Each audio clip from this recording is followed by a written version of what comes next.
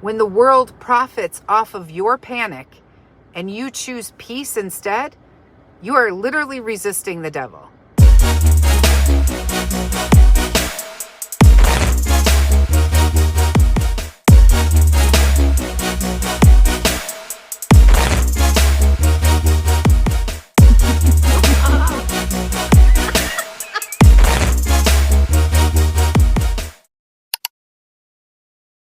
Is sourdough bread all over your feed too? It got me thinking, what's with this sourdough thing? Everyone from all walks of life gathering together on social media baking bread. What does it mean? The Lord placed this on my heart. It's a biblical calling. What does that mean? Well, we're going to talk about it. Let's get into it. Everybody reads in their car, right? No, just me. I don't normally read in my car, but today I am out and about, and whenever I leave the small town that I live in to come into the bigger city, I kind of stay here. So I usually bring some stuff because you never know. You never know. And then I stopped at Panera Bread, and that got me thinking about bread. And I had my bread book with me, and I was like, you know what? We don't talk enough about the goodness that is in this book and how many lessons you can learn from bread. And I know that sounds silly. If you walk through any of my Bible studies, we did actually talk about, I think it was hope.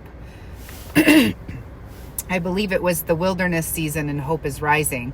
We talk a lot about bread and how Jesus uses bread so many times to teach his disciples. And so we can't ignore it. We can't ignore bread, okay? And it's not the enemy, it's the invitation. I always say that. You know, we've been told and taught for so many years that bread is the enemy. Bread is the devil. It's going to make you fat. I suppose if you slather enough butter on it, it will, but that's not the point here. So today I just thought, if you want to take a few minutes with me, I'm going to read a little bit out of this book today, and then we're just going to kind of talk about what we're reading, because there's, like I said, there is so many lessons in this book. So this book is the book that I wrote. It's called Beneath the Crust, and it's uncovering the holy invitation to create, nourish, and abide. Now, there's a few recipes in here, but it really, truly is about how God is the master baker in our life and how he forms us and how there's these stages that we have to go through and these seasons that we have to go through. There are so many. It's so metaphorically rich and beautiful.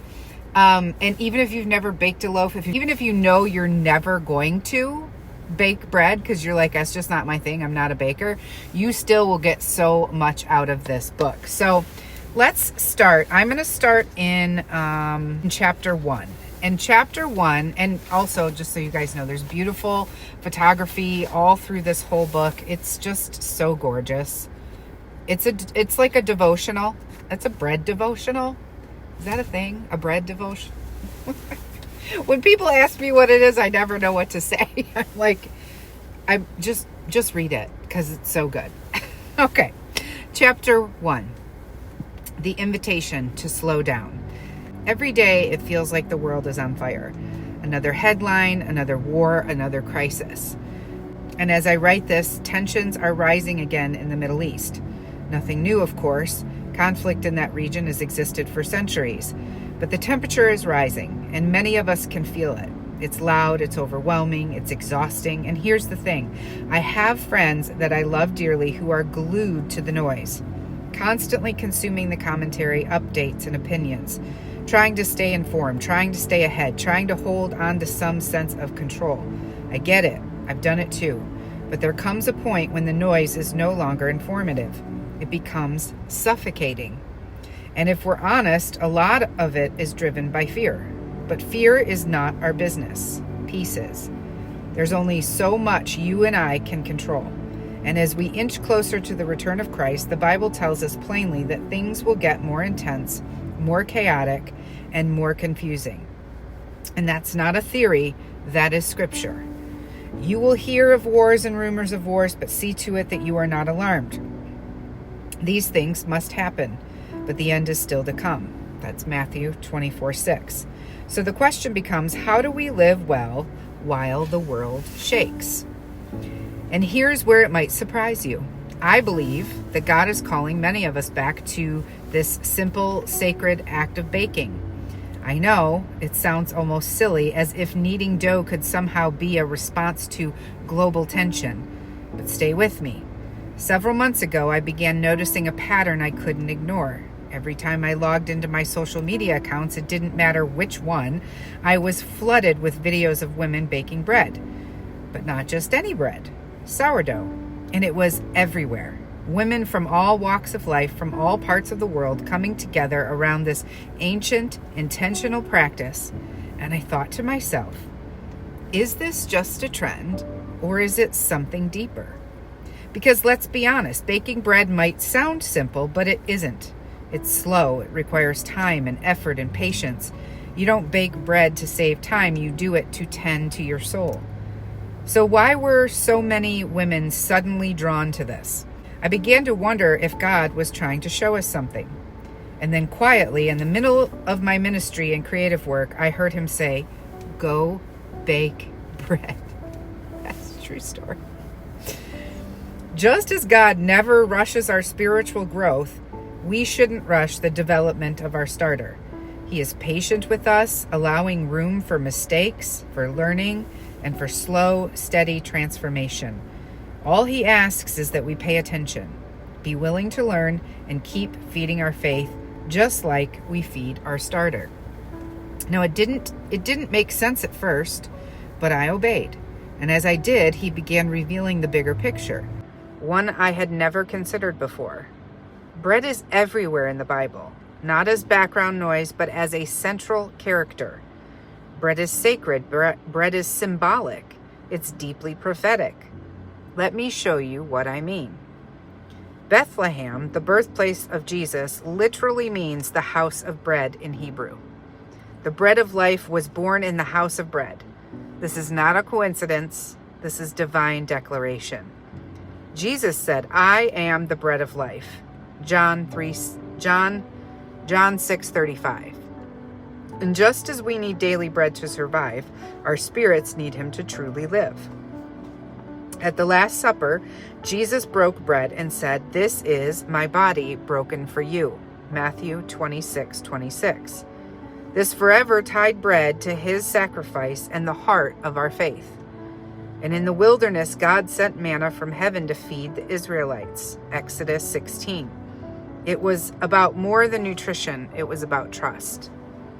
In Leviticus 24, God commanded the bread of presence to be placed before him continually in the tabernacle. It was a symbol of his nearness and provision. In Luke 12:1, Jesus warned about the leaven of the Pharisees.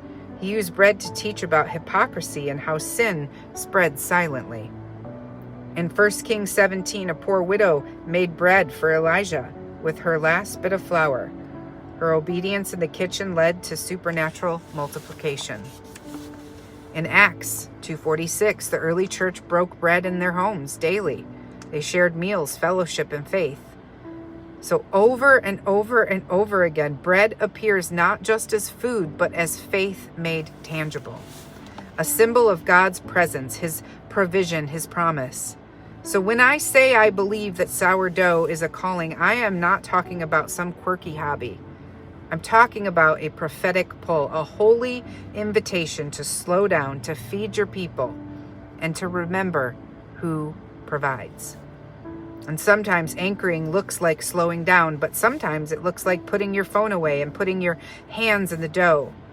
Not just any bread, bread that requires your attention, bread that takes time, bread that cannot be rushed. Bread that feeds your people. Make it your ambition to lead a quiet life. You should mind your own business and work with your hands. That's 1 Thessalonians 4:11. She watches over the affairs of her household and does not eat the bread of idleness. Proverbs 31:27. You may not be able to stop a war, you may not be able to sway an election, but you can protect the atmosphere of your home. You can silence the chaos inside your heart. You can be a refuge of peace for your family, and that matters more than we give it credit for.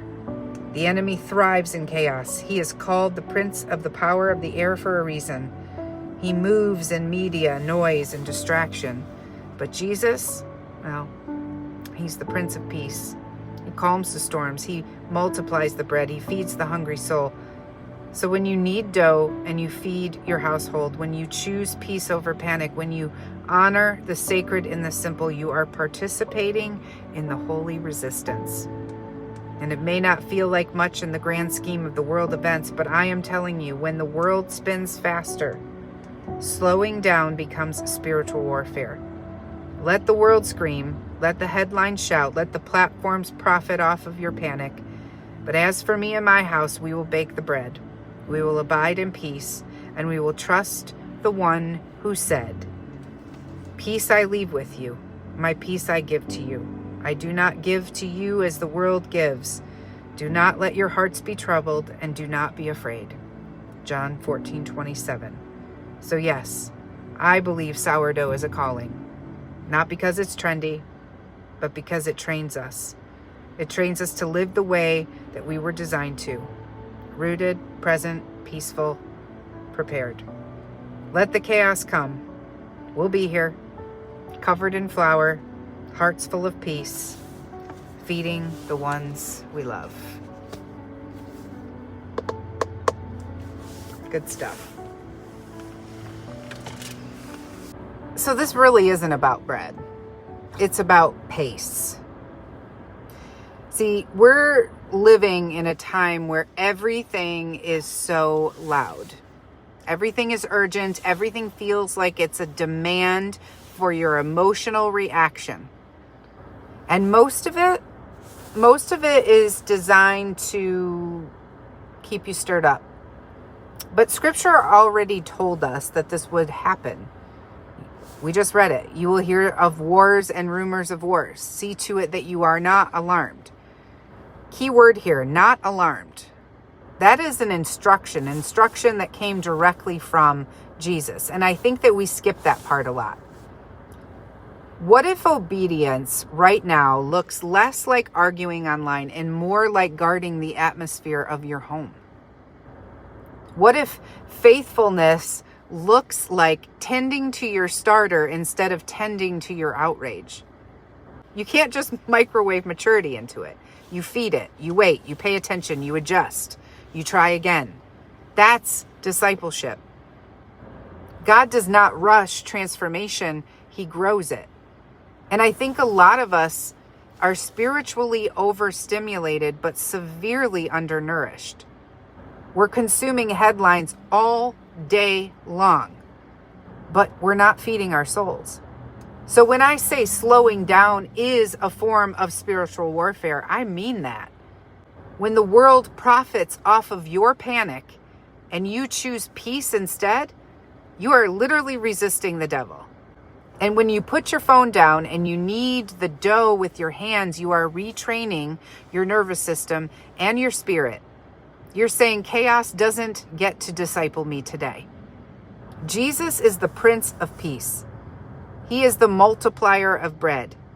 He feeds the people. He calms the storm.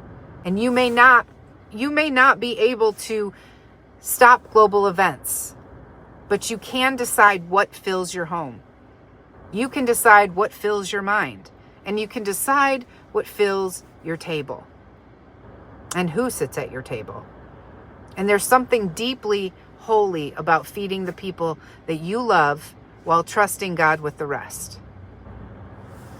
That is the formation that we talk about. And if this resonates, the rest of this book goes deeper into this. We talk about what bread represents all throughout Scripture and how this simple act reshapes your faith. But even if you never buy it, I hope you walk away with this message: to slow down, to feed your people, to guard your peace, to trust the one who provides the daily bread.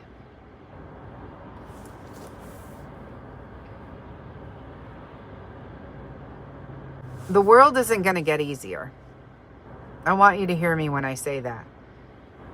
The world is not going to magically and suddenly get easier. We are not going to just all of a sudden unite. We have not been united for many, many years. Nothing has united us. So if the world isn't going to get better, and I want you to sit with that for a minute, then something has to change, because if it's not going to get better, you're going to lose your ever-loving mind.